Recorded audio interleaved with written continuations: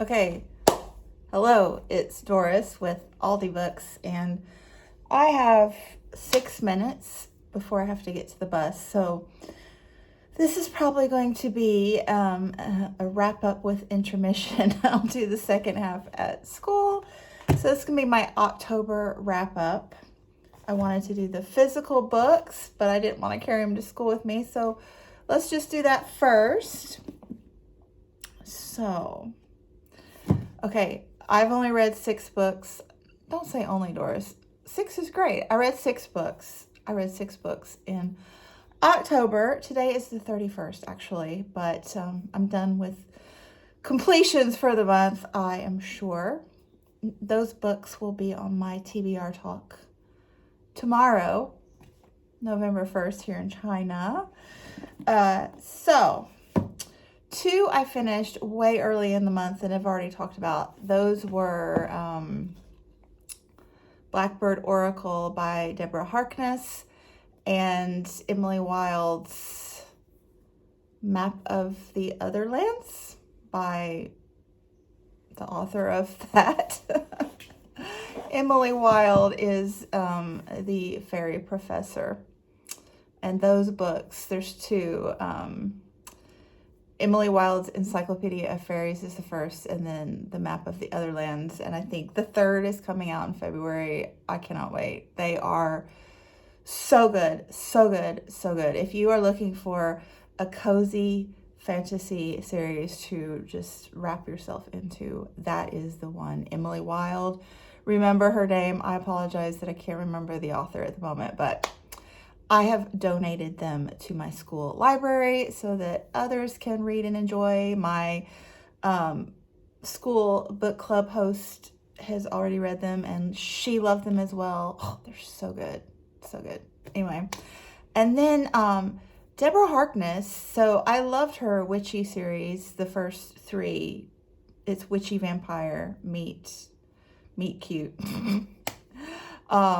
Loved them. Dark Academia before that was a thing. But this one just didn't work for me. I gave it a 3 stars. I mean, it was just hit or miss all the way through. So, and it's kind of a spin-off series, I would say.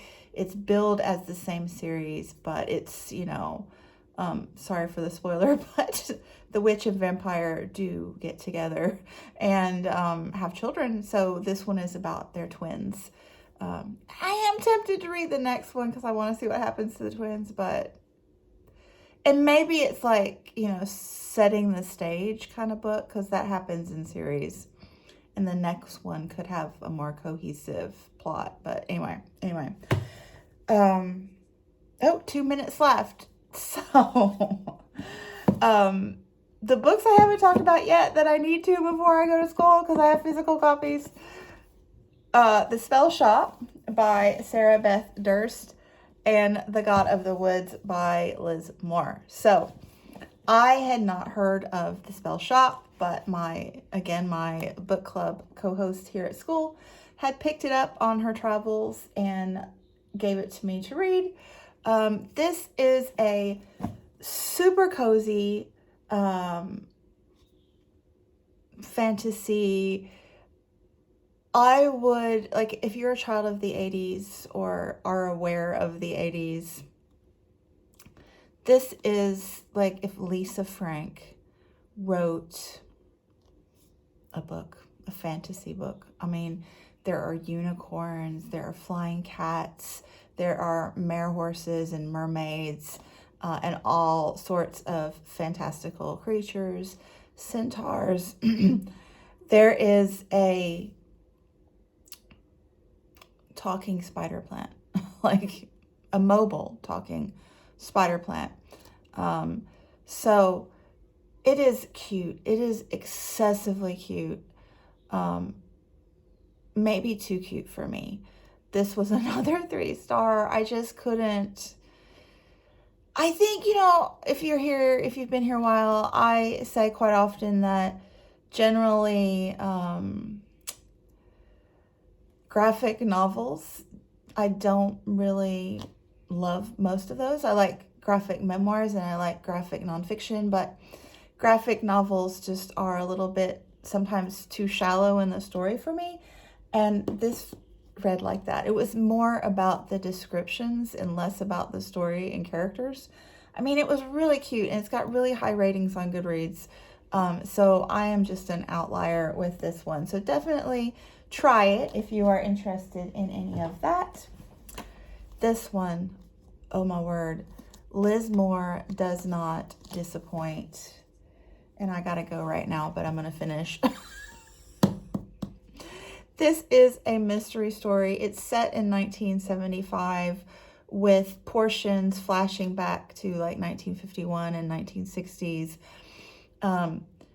Really incredibly wealthy family, environmentally conscious, sort of. Uses the land that they purchased that, you know, obviously belonged to the Native Americans prior to this.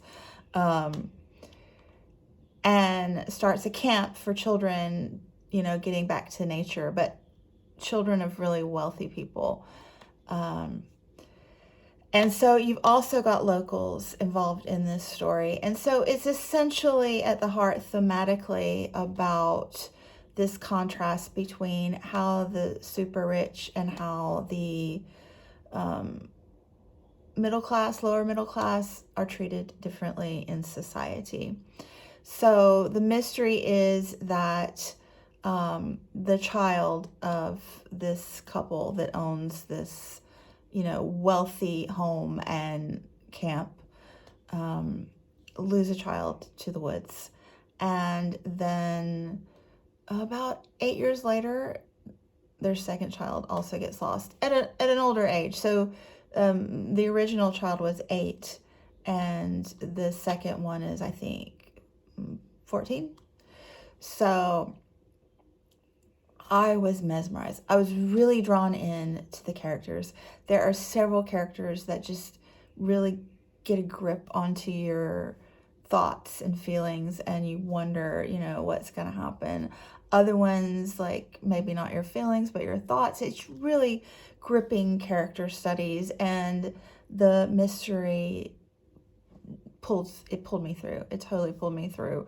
And the themes in the book were just, Liz Moore is an excellent author. I think this is the third book of hers that I've read, and they've all been phenomenal. So anyway, that's what I have so far. I got to go to school, got to catch the bus. It's Halloween, fun festivities, but I'll get the second half after this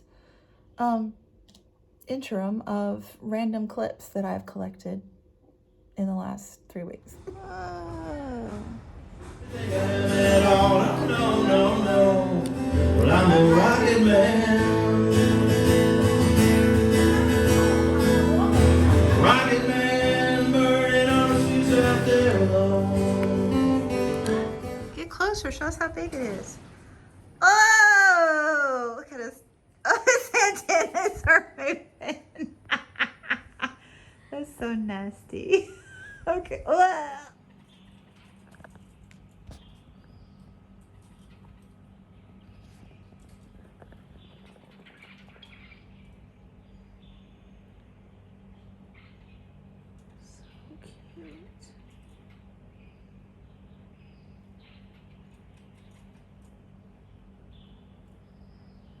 There's a whole flock of them. Maybe they'll come back. This is called dim sum. Oh, happy fall. Love watching the trees swaying in the wind.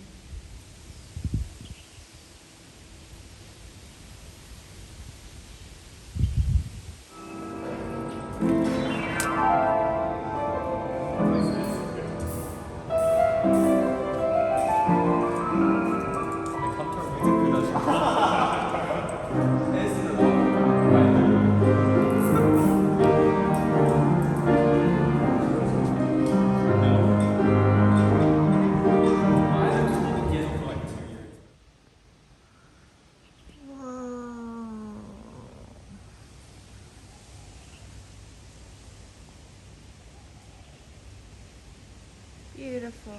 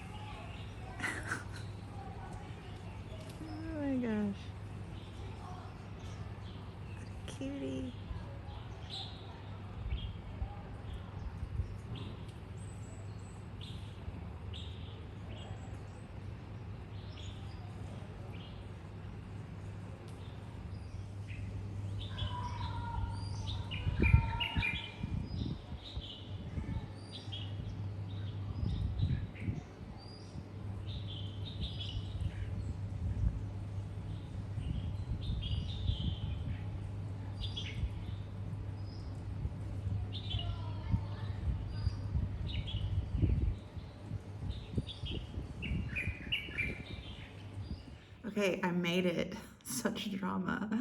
I'm in school, in case you're wondering. This is like the president's office, which nobody uses except for Vex Club, which is like robotics. Anyway, so thematically with October, I was going for cozy fantasy. Check. I read 3 of those.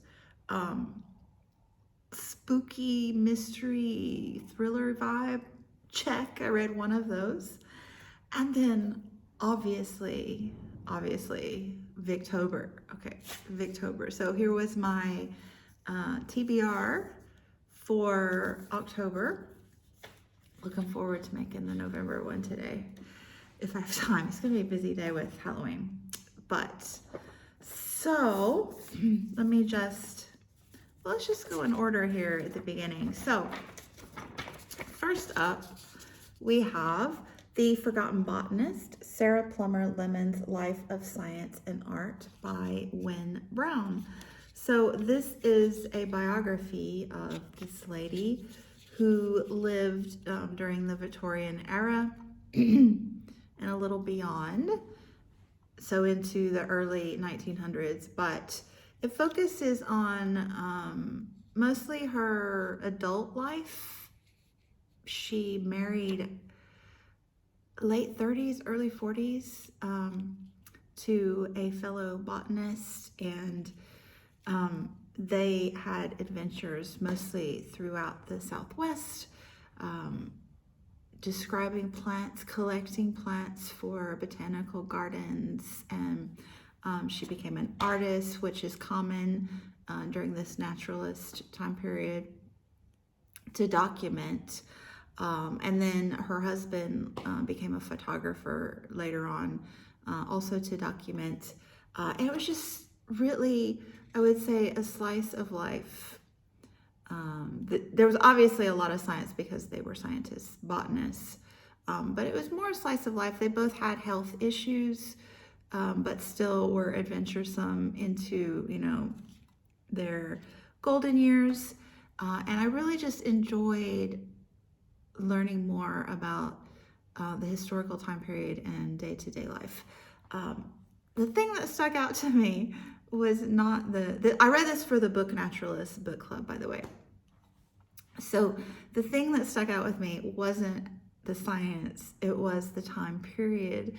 So when I read the Victorian novels, I kind of think it's older than it was, because I think a lot of the novels, like, obviously you don't write what's happening in the moment, you write, previous years. I mean, that's not true. You write in the moment as well, like contemporary romance. Hello. You know what I'm saying, though. So this book, I was like,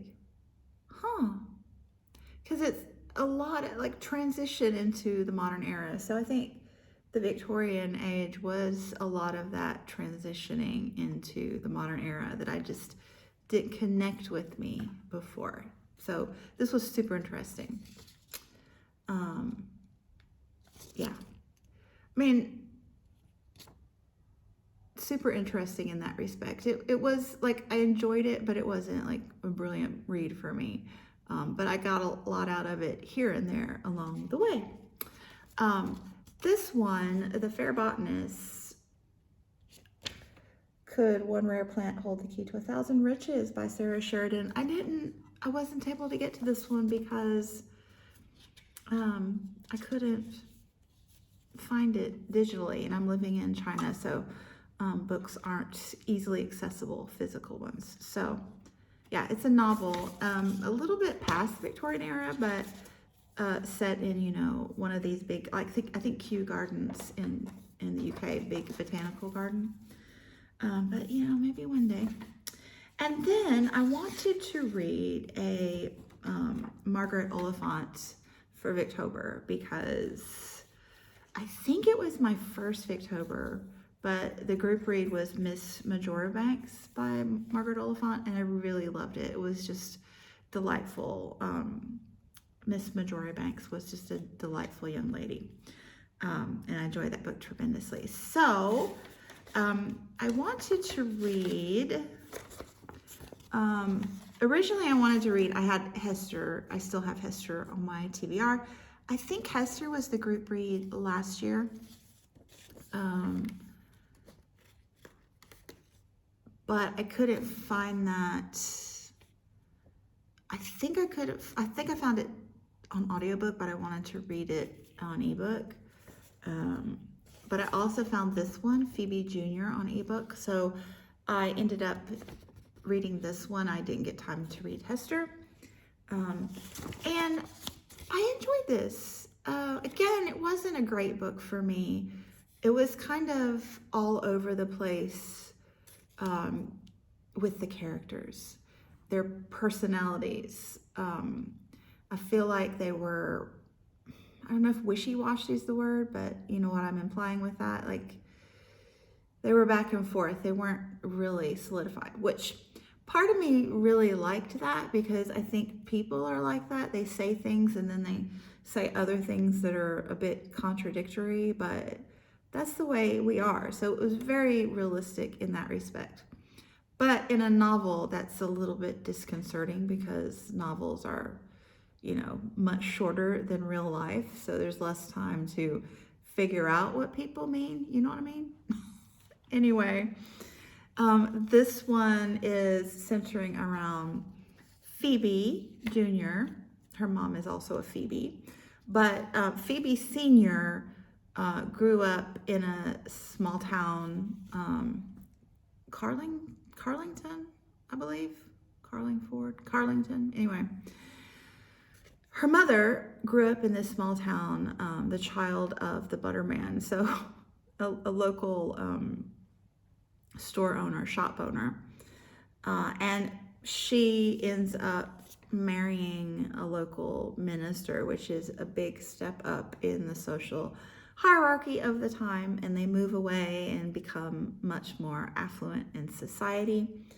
But then the daughter, the grandmother is getting older and needing extra care, and somebody needs to go because they're worried that the parents are going to give all the money to the brother and they don't like his wife. And Phoebe Jr. volunteers. She said, let me go. I can do this. I can do this for the family. And she had never been exposed to like where her mother came from, if you understand my meaning. So she does. She goes to take care of the grandparents, and she is such a level-headed young woman. And she realizes that this is, you know, a step down and not what, you know, she's used to and not what society expects of her. And she pursues the lifestyle, you know, just very matter of fact. I liked her perspective on life. But she also meets a local minister's family, and this centers around two ideas, you know, the local Church of England, I guess, and the dissenter faction. And so this minister's family are, you know, Church of England, and the son is forced against his will, like not forced, but coerced to take a sinecure. I had to look that word up, which means a job that you're not really working, but you're getting paid for it. So he takes this position for like essentially an old men's home to be the pastor of the old men, like 5 or 10 of them, and getting good money for this at the time. And he like wants to have a real job. Like he doesn't feel right about it. And matters are made worse when another young gentleman comes to town who is going to pastor the dissenters church for 3 months when that pastor takes a leave of absence. And he's a young radical and calls out this guy, and such drama. And a wealthy gentleman, his father is apparently a big jerk. I didn't quite understand all of that. But his dad's a big jerk, and he's pretty much an okay guy. And they kept describing him as a big loaf, basically. Not bread, you know what I mean? But so the four young people kind of eventually, pretty quickly, become friends. And have these little social gatherings in the evenings, and it's actually quite lovely. I've rambled for a while, and I will tell you that this was the kind of book that when it was over, I missed spending time with these people.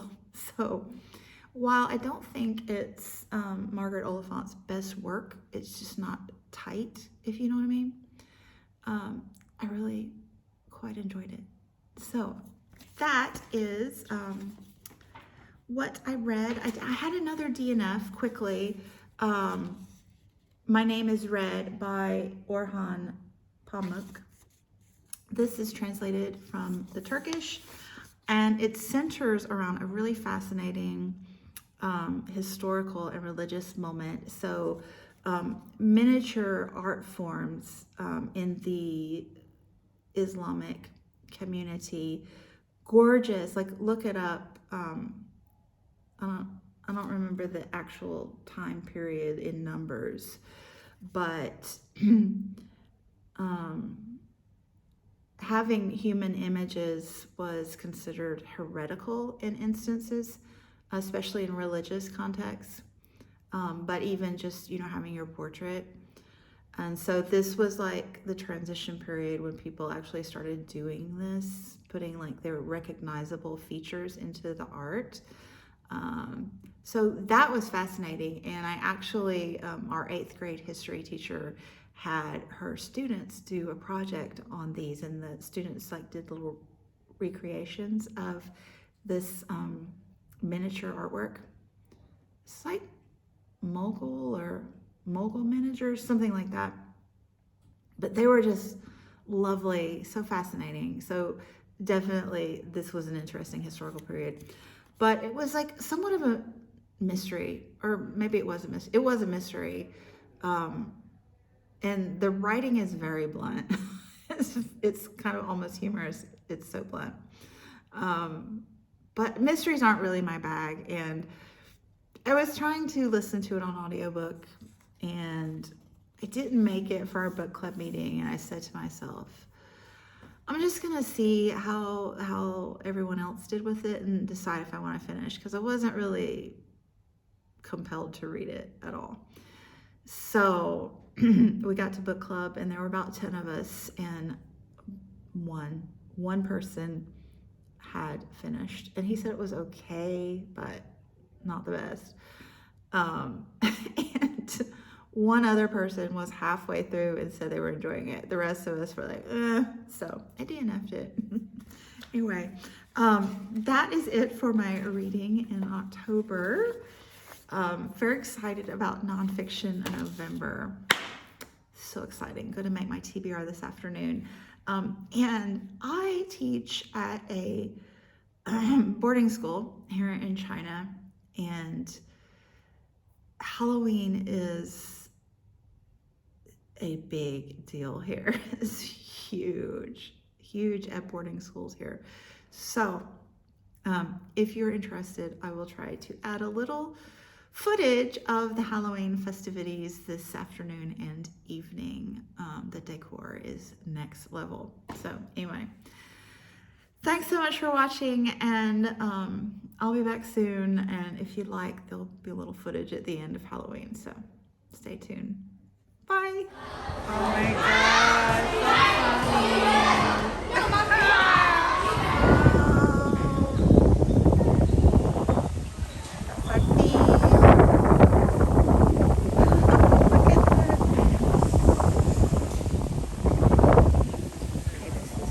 Cute, the toy shop, and then got the pumpkin, and this with some teachers. Look at the toy shop. Wow, this is for the photo ops. Oh, I heard there there's an art exhibit on the 3rd floor. We're gonna go check it out. So this is our production tonight, and the artwork is based on Tim Burton. Wow,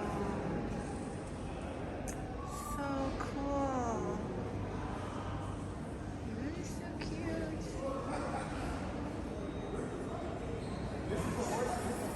Such talent. Wow. I love it. Oh. Ooh.